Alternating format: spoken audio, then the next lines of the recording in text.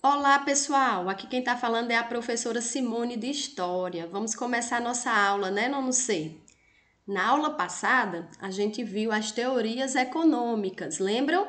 Socialismo, capitalismo, anarquismo, comunismo. Fizemos uma revisão do assunto que vocês já tinham estudado no oitavo ano. Hoje nós vamos entrar na Revolução Russa propriamente dita, certo? Vamos dar início à nossa aula, né? Deixa eu ajustar aqui o meu ponteiro para a gente começar. Então, algumas pessoas devem estar pensando assim, professora, mas a gente já viu algumas características da Revolução Russa. Pois é, mas alguns alunos me pediram um vídeo, uma coisa que eles conseguissem se concentrar mais, visualizar, e nós estamos mudando o método de dar aula. Então, por isso a gente vai voltar para o iniciozinho da Revolução Russa, tá bom?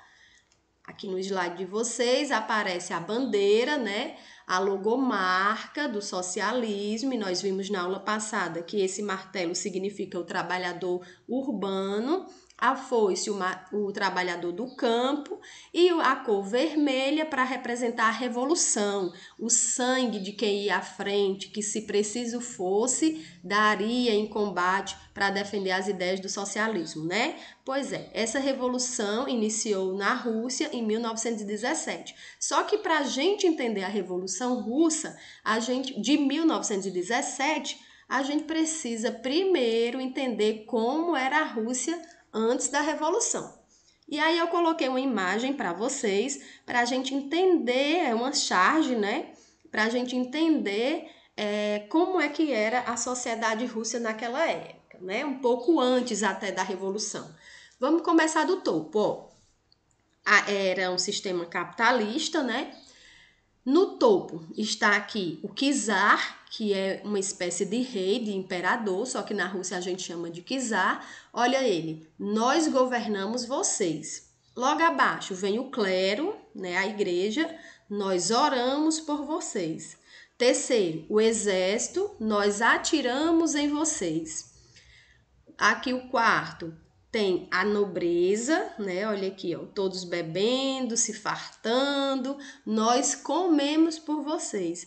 E tem um topozinho que segura toda essa escadinha. Nós trabalhamos por vocês e nós alimentamos vocês.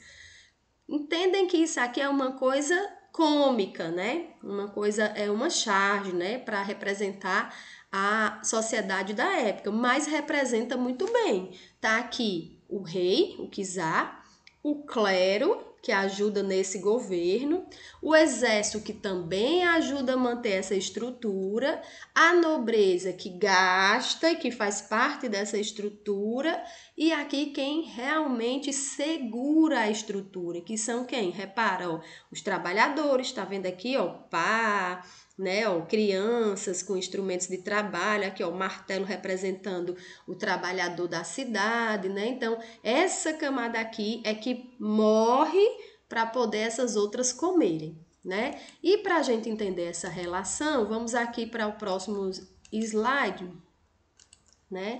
Que vai mostrar para você, olha aqui, ó, charge criticando o regime czarista da Rússia e justificando a revolução, né? Por conta dessa estrutura aqui, é que precisava ter uma mudança aqui na base, né? Porque essa base aqui já não aguentava mais todo esse luxo nas costas, né? Então, por que foi feito daquele jeito a estrutura? Vamos entender aqui, ó. 80% da sociedade na Rússia, antes da Revolução, viviam no campo. 80% eram trabalhadores do campo. 20%, ou seja, todo o restante da população, eram trabalhadores da cidade ou era elite. Então, veja, 20% não era só trabalhador, ou era trabalhador ou era elite. Elite que eles chamavam de boiardos, né? E industriais, né? Eram os donos de grandes terras, né? De grandes propriedades, chamava de boiardos, e os donos das indústrias, né? Os industriais faziam essa camada aqui da elite, né? Além desses dois, eu já falei que tinha uma espécie de rei que a gente vai chamar de czar, uma espécie de imperador. Então, por isso aqui eu consigo ver que 80% da população mais Alguns, porque tem essa camada aqui de trabalhadores, eram pessoas humildes na Rússia, né? Pouquíssimas pessoas faziam parte da elite, ou seja, pouquíssimas pessoas possuíam todas as riquezas da Rússia. Os demais eram trabalhadores se esforçando para manter isso aqui funcionando, né? Vamos aqui para o próximo slide. Reparem aqui, o governo do czarista, como era? Era um regime autocrático, né? Centralizado na figura do czar, ou seja, todas as decisões partiam dessa figura aqui, o czar, sustentado principalmente pela nobreza rural. Ora, eu acabei de dizer que 80% era trabalhador rural. E quem sustentava esse poder aqui? Os donos dessas propriedades rurais, que eram pouquíssimos, mas que possuíam muito poder. A sociedade era essencialmente agrícola, 80% dos trabalhadores eram camponeses, né? 80% da população era camponesa. A produção era insuficiente para atender a população, ou seja, era gente demais e a produção, que era ainda manual, era insuficiente para atender todo mundo. Então, havia muita pobreza, fome, analfabetismo. A maioria das pessoas eram analfabetas. Olha aqui, ó, 90% dos camponeses eram analfabetos. Então, era isso que estava acontecendo na Rússia antes da Revolução. E os czares governavam com o apoio da nobreza rural, já falei isso, proprietária de terras. De lá vinham os oficiais do exército e os principais dirigentes da igreja. Então, repara, o czar era apoiado pelos proprietários rurais, os ricos, os grandes donos de grandes latifundiários, de grandes terras. Desses latifundiários, desses proprietários rurais, ele tirava o exército, né? Tinha alguns que iam para o exército e tinha alguns que iam para a igreja. Então, eu posso resumir e dizer que o czar era baseado, né, era apoiado principalmente pelos grandes proprietários de terra, ou seja, a minoria da população, porque a maioria era trabalhador, né, e trabalhador do campo, né? Vamos aqui para o nosso próximo slide. Diante dessa sociedade toda, surgiu na Rússia, em 1898, um partido que buscava soluções para esses problemas todos, né? Nós vimos na aula passada que as teorias econômicas, elas começaram a surgir, o socialismo, o comunismo, o anarquismo, começaram a ganhar força devido à industrialização, que estava explorando muito os trabalhadores. O trabalhador trabalhava 16 horas por dia, sem ter salário fixo, sem ter carga horária em relação a hora extra, sem ter direito ao descanso semanal. Então, eram muitos os prejuízos sociais que a Rússia estava vivendo na época. Segurança para o trabalhador era nada, né? Era o patrão que ditava as regras. Então, foi por conta dessa ansiedade toda dos trabalhadores, toda essa sobrecarga, foi pensando nisso, em medidas, como é que eu resolver isso, que as ideias socialistas foram ganhando força nesse período. Por isso que nós precisamos da aula anterior. Quem ainda não viu, volta, vê primeiro o vídeo anterior para entender quais eram essas teorias econômicas, o que era o socialismo, o que era o capitalismo, para você poder conseguir entender a Revolução Russa, tá? Então, em 1898, surgiu o Partido Operário Democrata Russo, né, o Partido Socialista, certo? Para tentar pensar essas ideias. Esse partido era baseado em programas marxistas. Mais uma vez eu vou frisar, você precisa voltar para a aula anterior para entender o que é o marxismo, senão a gente vai ficar sempre repetindo as mesmas ideias e o vídeo vai ficar longo demais, né? Violentamente perseguido pela política do czar, claro, era uma política socialista completamente diferente do que o czar queria, do que o czar praticava, então claro que era muito perseguido pelo imperador. E os membros mais conhecidos desse partido eram Lenin e Trotsky, certo? São eles que vão ser as principais figuras, Lenin, Trotsky e depois Stalin, que vão ser as principais figuras da Revolução Russa, ok? Por divergência de ações, o partido se dividiu em dois grupos, os bolcheviques e os mencheviques. Nos próximos slides eu vou dizer bem direitinho quem são os bolcheviques e os mencheviques e por que eles se separaram, ok? Os mencheviques foram criados em 1903, ou seja, passou um tempo, o Partido Unido, 1898. Em 1903, eles se dividiram porque começaram a discordar das ideias um do outro, então foi dividido, né? Os mencheviques significa dizer a minoria, então era uma ala menor e defendiam alianças políticas com o czar. Não era um rompimento total, eles defendiam uma aliança entre o czar e os mencheviques para poder governar. Já o outro grupo eram os bolcheviques, que significa dizer a maioria. Portanto, essa maioria era uma maioria mais radical, de ideias mais diferentes do sistema do czar. Defendiam a revolução imediata, né? Lembra que lá no socialismo ele era dividido entre um socialismo que queria uma revolução logo, né? E o outro socialismo que queria, mas era através de acordos. Pois então, esse aqui representa mais aquele socialismo mais brando, né? E esse aqui é aquele socialismo mais ousado, de mais mudanças, né? Principal líder dos bolcheviques era Lenin. É esse nomezinho aqui que a gente vai ver durante todo o processo da Revolução Russa, porque é ele que vai estar à frente desse processo, tá? Vamos para o próximo slide. O que estava acontecendo também na Rússia, além de tudo isso, né? Industrialização, exploração do trabalhador, analfabetismo, muita gente no campo trabalhando para sustentar o luxo dos outros. Ainda estava a Rússia em 1904 enfrentando uma guerra com o Japão. E aqui, para quem quiser depois saber mais sobre essa guerra, acesse esse link, né? Que vai poder saber mais sobre essa guerra. Vamos ver um pouquinho. A guerra era motivada por disputas de território da Coreia e da Manchúria, ou seja, a Rússia estava disputando com o Japão territórios e por isso eles entraram em guerra.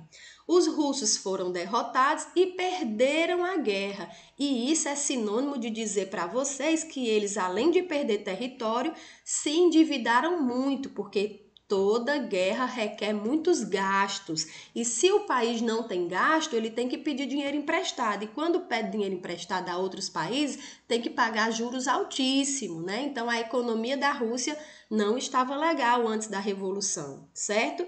A derrota na Rússia para o Japão, né, agravou a insatisfação popular, o povo que já não era contente em bancar toda a riqueza do czar, era tratado muito mal, né, pelos imperadores, não eram ouvidos e ainda essa coisa da guerra. Então, a insatisfação do povo aumentou ainda mais, né, com os czares. Muitas revoltas internas aconteceram nesse período, pedindo o afastamento, pedindo o governo mudanças, né? Muitas revoltas. Imagine você, o czar tinha que lidar com a guerra externa, com as revoltas internas, com a dificuldade econômica, enfim, estava um caos, né? Surgem os primeiros sovietes em 1905, que é o quê? Um conselho dos trabalhadores, conselho dos operários. Reparem aqui, os operários começaram a se organizar para lutarem contra esse sistema que tinha lá na Rússia, contra o czar, né? Começou a ter uma organização. As revoltas foram sufocadas e os sovietes foram dissolvidos. O czar usou a força bruta e tentou dissolver essa organização dos trabalhadores. Aqui nós vamos falar um pouco sobre a industrialização, né, da época lá da Rússia, antes da Revolução. O czar Nicolau II queria muito industrializar o país, modernizar. E para isso ele não tinha dinheiro. Vocês acabaram de ver como é que estava a sociedade na Rússia. Então o que é que ele fazia? Pedia empréstimos a países estrangeiros, a outros países, né? Pediam empréstimos estrangeiros. E esses empréstimos que esses outros países faziam, claro, era com muitos juros. Então, cada vez mais o país estava se endividando. Os mencheviques, que era aquele que representava a minoria, que era a favor de um acordo com o czar, era a favor de acelerar a modernização, ou seja, intensificar o capitalismo. E aí o que é que eles acreditavam? Que para a sociedade mudar, eles precisavam primeiro modernizar o país, incentivar a modernização do capitalismo e depois, quando tivesse tudo organizado, eles partiriam para o socialismo. Olha o que é que os mencheviques estão pensando. Primeiro acelera o capitalismo, depois a gente chega no socialismo. E quando a gente chegar no socialismo, quem vai dominar a Rússia é a Duma, ou seja, o parlamento, que lá chamava Duma. Então é por isso que os mencheviques vão se separar dos bolcheviques. Aquele partidozinho socialista que tinha surgido lá na Rússia, ele vai ser dividido entre mencheviques e bolcheviques. Por quê? Porque os mencheviques queriam primeiro modernizar a Rússia, acelerar o capitalismo, quando tivesse tudo controlado, ia ter uma passagem para o socialismo e quem ia estar no poder era a Duma, era o Congresso, eu posso assim dizer, né, que eles chamavam de Duma. Já os bolcheviques diziam de jeito nenhum. Nós não podemos fazer assim para mudar a nossa sociedade. A gente precisa colocar o poder não na mão dos parlamentares, mas na mão dos trabalhadores, do trabalhador organizado, dos sovietes, que é como se fosse uma associação, né, uma organização que representava os trabalhadores. Então, são eles que têm que estar no controle e não a Duma. Então, essa divergência, essa mudança de pensamento entre esses dois aqui, fez aquele partido se dividir, tá certo? Que eu disse para vocês nos slides anteriores. E aí teve um acontecimento que marcou ainda mais o que estava acontecendo na Rússia. Ficou conhecido como Domingo Sangrento. Aconteceu em 1905. Diante de tudo isso que estava acontecendo na Rússia, o que foi que aconteceu? As pessoas foram às manifestações internas. Lembra que eu disse que estava acontecendo? As pessoas foram para a rua pedir mudança em tudo isso. E eles vieram aqui para frente à casa, né, do czar, onde representava o poder lá na Rússia, e fizeram essa manifestação. Era uma manifestação pacífica, sem objetivos de conflito, de guerra, nem nada. Era só manifestações do povo, da sociedade civil.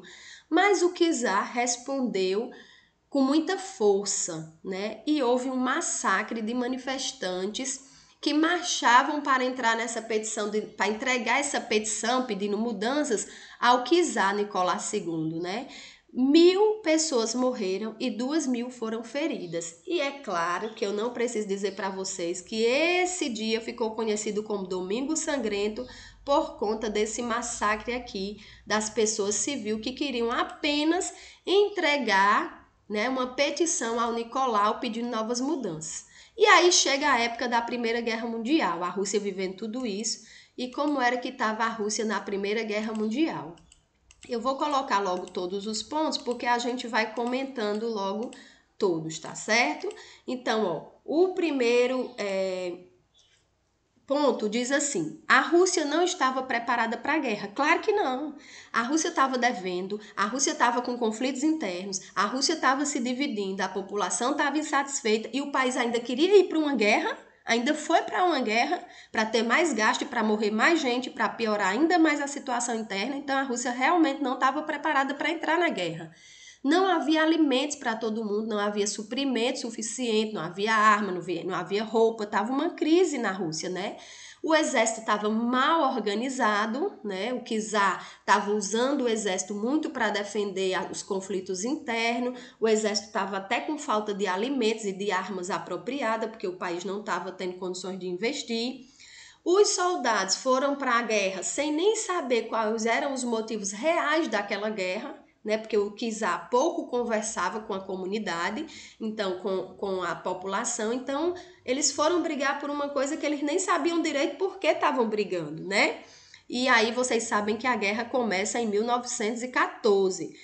Então, em 1915, Nicolau II assume pessoalmente o comando das tropas russas. Ele resolve ir para a frente do exército, assume a liderança e aí o que é que acontece? O exército perdeu muita confiança no czar porque muitas derrotas foram acontecendo. Né? E você tem ali uma figura forte de um rei que está à frente do exército e o exército continua perdendo, então claro que o próprio exército não vai mais confiar no seu líder. Imagina a população interna, né? Então, Nicolau II e seus ministros exerceram uma má liderança e organização em relação ao exército, em relação às políticas de guerra, e a guerra, meu filho, se tornou muito impopular na Rússia. Muita gente queria o fim dessa participação da Rússia na Primeira Guerra, porque a essa altura 1,5 milhões de mortos já estavam, já contava como perca no exército russo, né? Além de perderem muitos territórios, muitos mortos, contaram muitos mortos, muitos conflitos internos, enfim, a guerra não era desejada pelo povo russo, certo? E aí nós vamos entrar na primeira fase da revolta, né? Da Revolução Russa. A primeira fase é chamada República da Duma. Aconteceu em 1917. Os mencheviques queriam a mudança no poder, só que queriam uma mudança menos radical. Então, eles se juntaram com os populares que estavam sempre insatisfeitos com o czar, com os soldados que não queriam mais ir para a guerra, também estavam insatisfeitos, e fizeram uma revolta. Aqui tem um errozinho de digitação, mas aí vocês depois consertam aí, colocam aí um R aqui para ficar revolta, certo?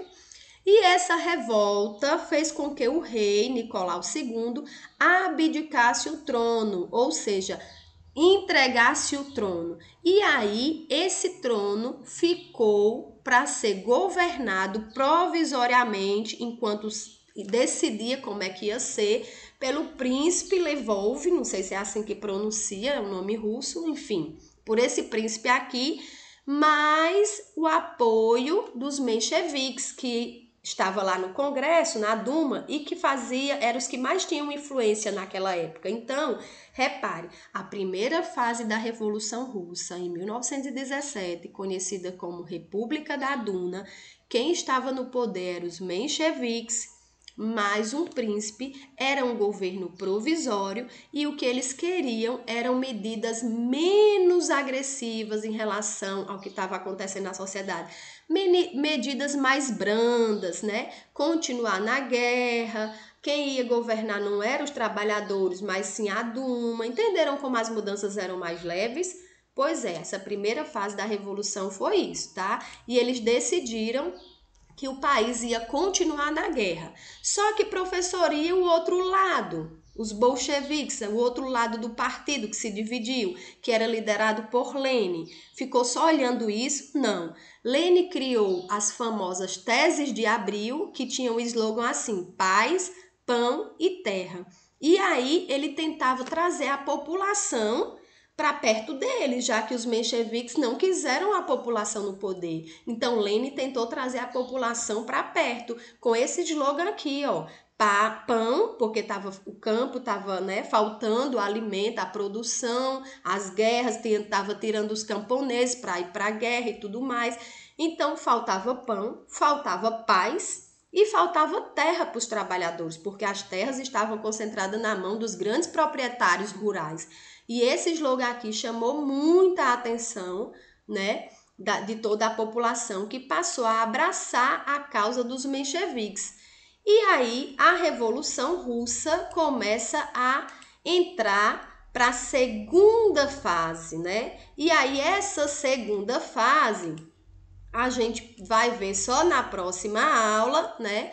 Que é a fase em que os bolcheviques entram no poder, tá certo? Deixa eu voltar aqui o slide para vocês gravarem onde nós paramos. Nós vamos parar aqui, onde Lenin passa a chamar o povo, né, com esse slogan, paz, pão e terra, e aí isso aí vai fazer com que Lenin traga a população para perto dele e comece a planejar uma forma de tomar o poder dos mencheviques e instalar novas reformas na Rússia, tá certo?